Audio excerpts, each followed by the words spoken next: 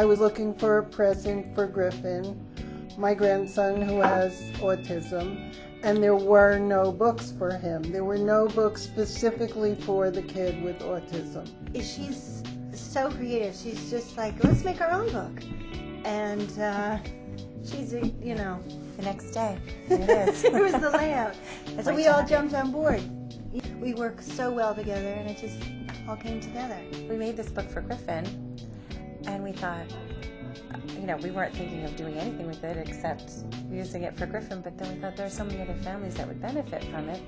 Maybe we should try and get it out there.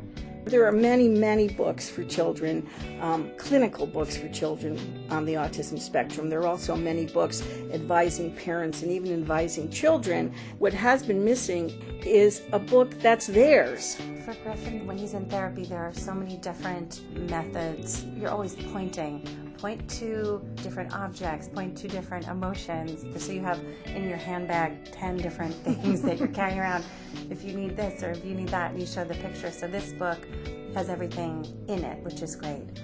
And then we just started adding things that we know Griffin loves. He loves rainbows, and it turns out a lot of children on the spectrum like rainbows for some reason. It does just look like a beautiful book, beautiful pictures, beautiful children. But what's behind it is indeed many, many, many years of experience in figuring out what children on the spectrum like.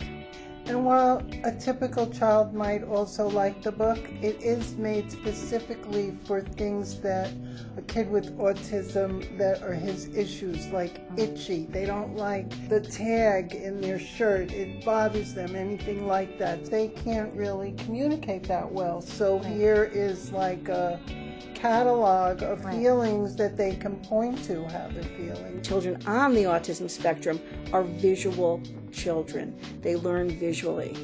And the pictures themselves in the book are enticing and exciting for the children. So it meets all the criteria for a perfect book for recreation, for fun, for grandparents and parents to read to their children on the spectrum. The pointer happened because in all of Griffin's therapies, we were saying they always have to point. Either you take the child's hand and point, or he learns to point on his own. It's a bit of a prompt, and it really works. The pointing really works. And when the first time Griffin spoke was when I took his hand and pointed to something. This book isn't about why children have autism, why so many children are getting autism, what's causing it. There's nothing controversial about this book. It's just a fun book for your child. It can help them too.